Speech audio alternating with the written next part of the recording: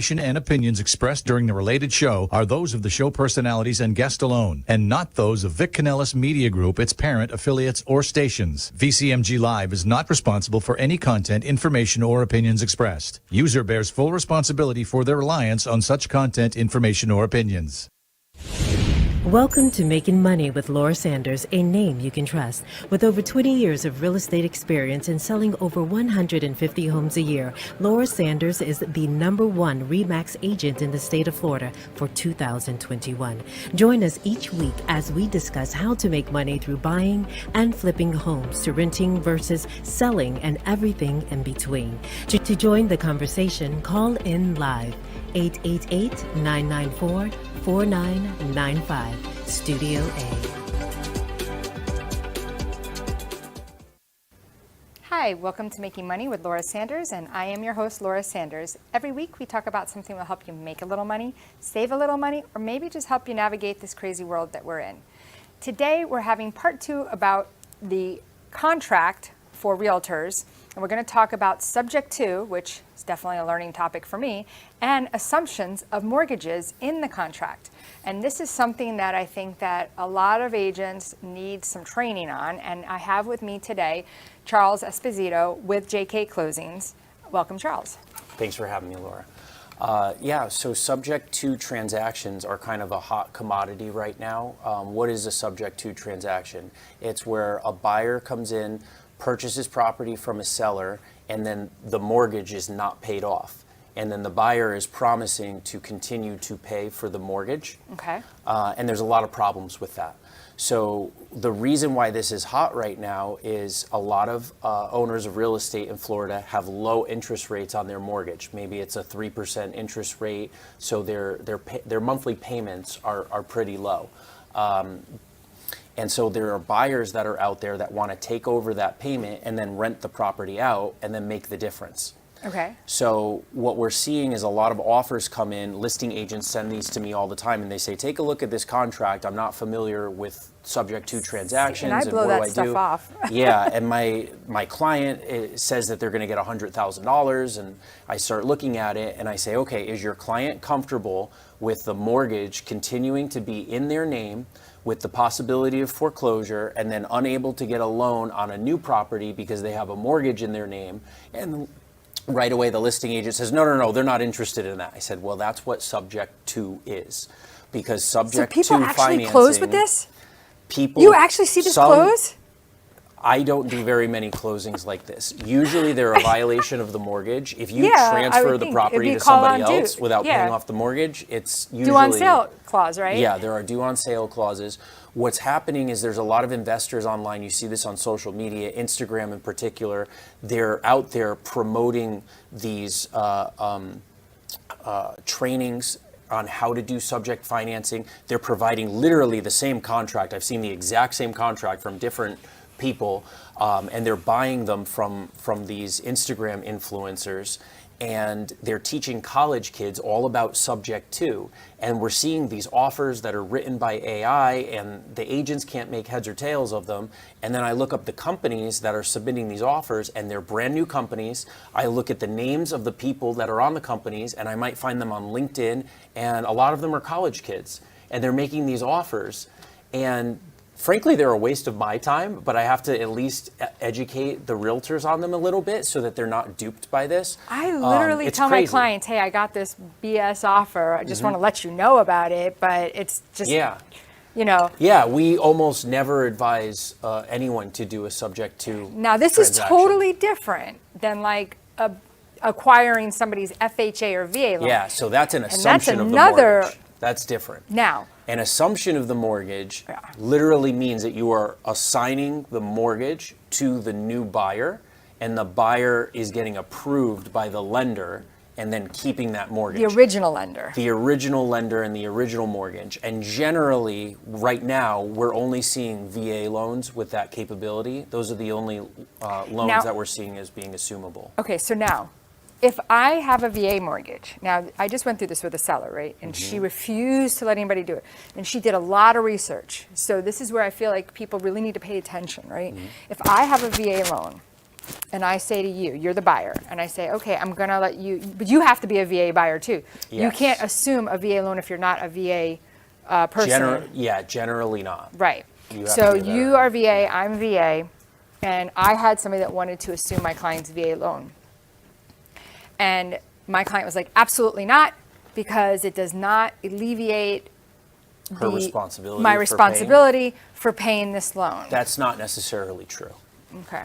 So Couldn't get an answer from Wells Fargo, though. Yeah, the forms and the contract are supposed to alleviate the seller from that responsibility in terms of they don't have to go through with the transaction if the lender doesn't allow that. But when you do the assumption, if you do the assumption the right way, the seller is supposed to have some sort of novation, which means that they're off the hook. So they don't have to be responsible for the loan anymore. And that's the way it's supposed to happen. Their entitlement will come back? Yes. They'll get their entitlement back. Yeah, you're acting as if the loan was paid off. And if the transaction is not structured like that, then why would the seller do it? Exactly. And so Yeah. this was like a big contention because it was actually a pretty expensive property. And this buyer really wanted it. And I mean, we ended up selling it, but it was Yeah. such a good offer, but yet it was so confusing. The big thing, as with any transaction that's financed, the lender has to approve it. And so if the lender, they don't have to approve a VA mortgage, even though VA loans can be assumable, they don't have to approve it. So, you never know whether or not they're going to. And then if they do approve it with conditions like the seller having to, keep it on their credit and still be responsible for That's it. crazy. Yeah, there's just no reason. That's So almost if you like get a subject something like to a that, transaction. we really need to be contacting you because we need extra verbiage Yeah, in there that are special contract. addenda to add to the contract that have to do There's with an assumption. addendum in there? Yeah, if you look in the loan approval section of the contract, section 8, this is the as-is Look at this. residential contract. Yeah. Do you speak this stuff in bed at night? Like No, but I do teach this contract a lot, so I Yeah. know a lot about it. So in it's only section- 12 pages long, but there's a lot of stuff in there. Yeah, but there's a lot of 8s and 9s and Yeah, So section 8 8 of the contract has a section for assumption, and so instead of there's cash, there's conventional financing or FHA, VA, and then there's also assumption of the mortgage. And Okay. if you check that box, you need to also include the assumption addendum, and the assumption addendum has further information that you fill out on there as well. Okay, so then when you're talking about assumption and all these different ways of bringing in other mortgage people to take over your mortgage, it brings another thing to my mind: solar panels. Solar panels, PACE loans, those PACE types loans. of things. Now, PACE Yeah. loans, PACE loans and solar panels. Let's just be clear, and Y-Green are all different. Those are three Yes. separate, Yeah. entities. Generally, we're talking generally doing work to your property, and you take out a loan to do that work, that is an actual loan like a mortgage. And when you sell your property, it needs to be paid off. Right, but they There don't tell are- them that. They lie. They sort of don't tell them that. So I have solar panels on my house, so I went through this too. I also did impact windows on my house at one point too, so I went through it at that point. When the lenders are speaking to consumers about doing these things, they say that that these loans can be assumed by a buyer. And the key word there is can. They can be assumed. But they have to qualify where you didn't have to They qualify. have to qualify, but also They have if to want the it. buyer is purchasing the property with financing, the lender is not going to allow them to assume that loan unless that loan is subordinate to their new loan. Meaning, right now you have the solar panel loan up here, and then the new buyer comes in with their loan, and it's down here. The new loan wants to be up here. And so you need special paperwork from the solar panel company, the lender, to actually do that. So And you're it's telling called a me subordination. the solar panel company, when they put the lien on your property, Their lien's in first position over new liens that come in. So if you're assuming that loan, okay, but they're second from the loan. is what they're you're second saying. from the owner's loan. So Okay. the owner has a Okay, property and they have Okay. a loan on their property. Then they get solar panels. So now the solar panel loan is the junior lien. Now Okay. when they sell the property, if that lien is not paid off, it's still there, and any new lien comes in junior to that. And a mortgage company's not gonna do A lender that. is not going to allow that for the new buyer. Okay. Yeah. So, okay, so this is complex, and I've gone through this with sellers, and they get angry with me. Yeah. So I understand their position. They put these solar panels on the house, but you also should be selling the house at a price that includes the solar panels and the value of the solar panels. Okay, but now this is right? where, okay, now I wish I had our appraiser lady here. Okay, because unfortunately, now I don't know where you live, but if you have sales with solar panels, then you can get the value of that solar panel. However, if you live in a neighborhood and you're the first to get those solar panels, guess what? There is no value. Right. There is no value to the solar panels, and they cannot give value to it. Now, it's value. So now a seller says, well, it's value because I'm saving you money and I'm going to pay it off. Right. Well, yeah, if they're going to pay it off. So you Well, would they want would to look have for to a pay it cash off buyer. if you can't. Right. Look for a cash buyer. Okay, so you're going to look for the needle in the haystack in this market. Now, listen, back in 2021. Unfortunately, that's, you know. So how do you feel about them? I think that it's not very clear to consumers that if they sell their home, they have to pay off the loan. But was it clear to you? Well, it was clear to me because I've been through this quite a few times, so I know that.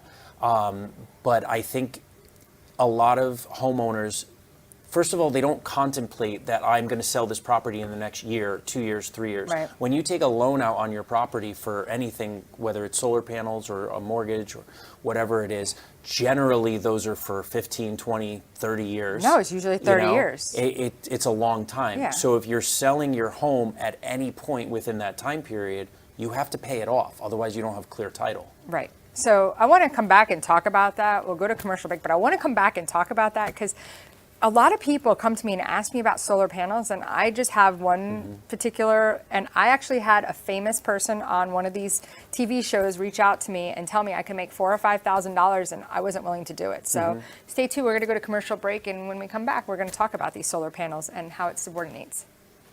At JK Closing Attorneys, we do all of the same things that a title company does, but with the benefits of being a law office. We can help with residential real estate, short sales, commercial real estate, refinances, 1031 exchanges, and FRIPTA withholding. Contact JK Closing Attorneys today at 954-332-3111. Again, that is 954-332-3111. Whether you're buying, selling, refinancing, or building your dream home, you have a lot riding on your loan specialist. Max Fish, a top 1% mortgage loan officer in the nation, will give you a same-day qualifying quote. Max Fish is committed to providing his customers with mortgage services that exceed their expectations. Ensuring that you make the right choice for you and your family is his ultimate goal. Contact Max Fish today at 954-729-6933 or max.fisch@nwmcorp.net. You have been watching Making Money with Laura. For more information, contact Laura Sanders at 954-650-0827 or visit her website at theloracell.com. And now back to the show. Everyone, welcome back to Making Money with Laura Sanders, and I am your host, Laura Sanders. I'm here with Charles Esposito. He is an attorney with JK Closings. We're talking about assuming mortgages, you know, what that looks like. We're talking about these other, I call them garbage contracts personally. That's just my personal opinion. I get stuff emailed to me all day long. People are phishing, and now I guess you're saying this is all written by AI, right? Some of the emails are It's definitely written by crazy, AI. right? Yeah. And they're calling. But we're talking also about adding on, you know, assuming people's solar panels or assuming, you know, their impact windows, which I tell my clients that's BS. Like, it's almost impossible to do. Yeah, Now, you it's said very you difficult. have solar panels, but you were saying that in your particular instance it made sense because Yeah. So I put solar panels on my house because I also needed to redo my roof at the same time. It was over 25 years old. It had leaks and things like that. And so we were able to combine the roof and the solar panel job at the same time. And it made sense. My electric bill was creeping up, over $400 a month, and we were not consuming more electricity. And I'm also in the position with a young family, and we know we're going to stay in that house for a pretty long time. At least we anticipate that. So we know we're not going to have to pay off the mortgage on the solar panels for a while, and we're not selling right away. Right. So we took all of that into consideration before essentially taking out the loan to put the solar panels on the property. So a lot of people, they're sold the solar panels, the impact windows, whatever, and they say, oh, it increases the value of your property. Maybe it does, maybe it doesn't. It should, but to your point, well, if there are no comps in your neighborhood, it may not. Don't be the first person to get solar. Yeah, exactly. Or to be the first to sell with solar. I mean, exactly. So you have to be careful about those things. Yeah, and if you're anticipating selling your house, why would you put a lot of money into a project like that? It's sort of like when you buy a car. If you buy a new car and you take out a loan on the new car, once you drive it off the lot, you're underwater on that loan. Right. You have to wait several years in order to actually make that back up. It's kind of the same thing with solar panels and any other loans that you take out on your house. Even your mortgage. If you take out a mortgage on your home, it's a 30-year. Most of the payments are interest payments within the first couple of years. They're not principal payments. Right. So you might take out a $500,000 mortgage last year, and this year your payoff is like $495,000, even though you've been paying it for over a year. But let me be very clear, though. When you get those solar panels or you get those impact windows, they do not make you qualify. They give it to you. They don't care what you've got. Part.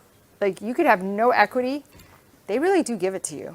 Yeah, that's correct. There's it's not like getting a home loan. The process for getting qualified for those loans like buying a car. Much easier. It's like buying a car. Like buying you really a car. don't need to qualify. Nobody's ever turned down. Higher. Yeah. Nobody's ever been turned down to buy a car. They've just been given a 20% interest rate. The car secures the loan. Right. The solar panels secure the loan. If you don't pay the loan on the solar panels, they come in and they take the solar panels away.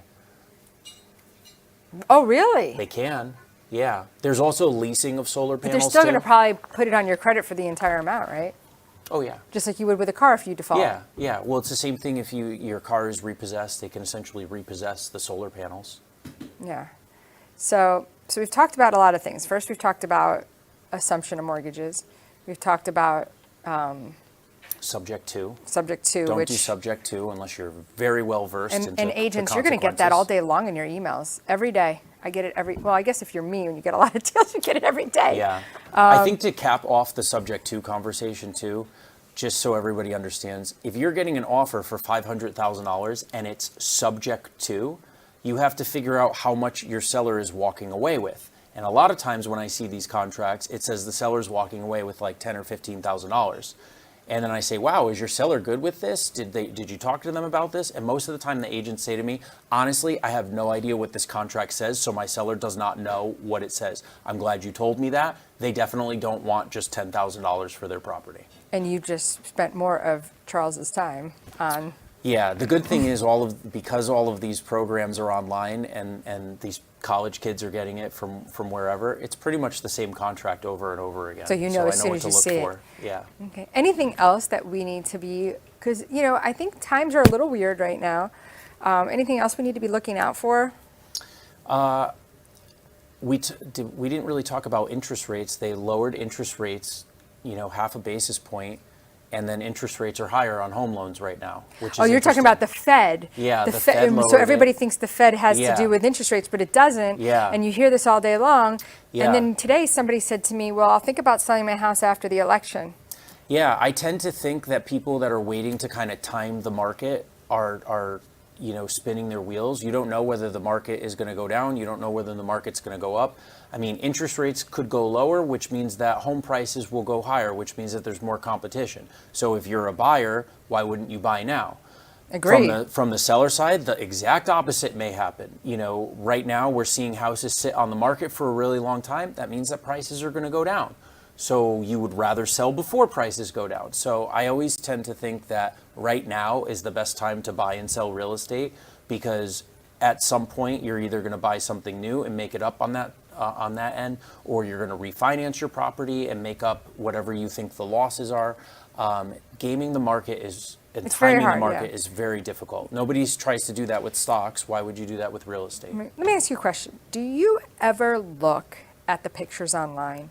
Of the properties? Yeah. Sometimes I do. Did you notice, and you tell me if this is just me, and maybe I'm just searching too much, that most of these properties are not updated? That's and right. I A think lot it of has a lot properties to are not do with updated. why we're seeing such a long time on the market. Yeah, I mean, we generally hear that from listing agents. I've been to open houses, I've been to brokers' opens. So a broker's open is when your realtor invites other brokers or realtors to the property to give their Yeah. feedback on it. Right. And the number one thing I see from feedback all the time is stage the house properly. You know, get rid of this disgusting, ugly thing that's here, you know, whatever it is, whether Yeah. it's an old cabinet or, you know, whatever. Sometimes it's repainting or a floor that looks awful. You have to create, I think, the picture for the buyer of what their And it the doesn't cost potential a is, lot. you know? And it was funny. So I was telling somebody the other day, I want to do my own love it or list it, right?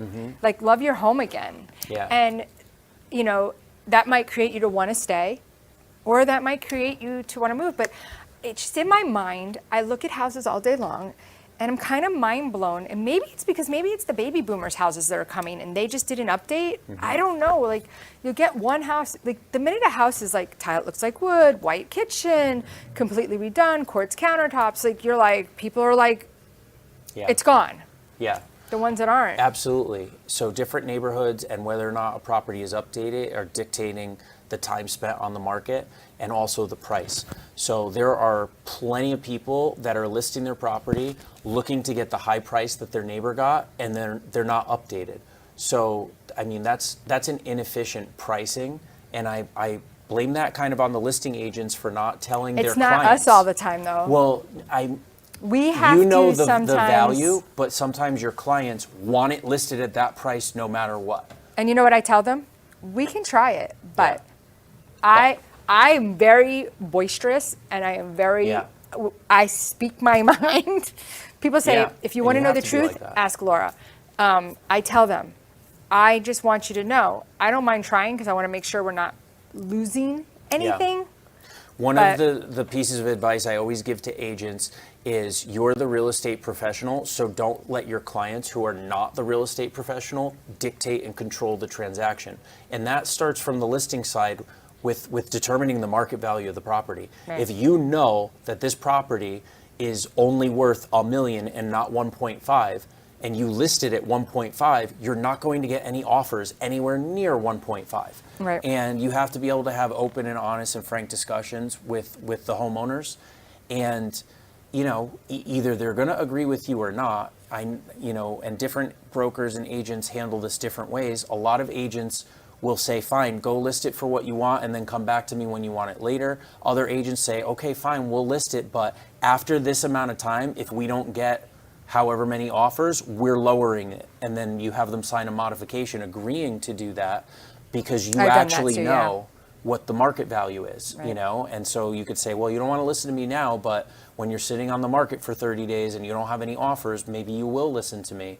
And sellers have carrying costs. The longer you're on the market without selling the property, the more you're investing in your property. You're making mortgage payments, association payments, tax payments, all of those things accumulate. So you want to sell fast. And sometimes that means a lower purchase price, especially if you haven't updated the property.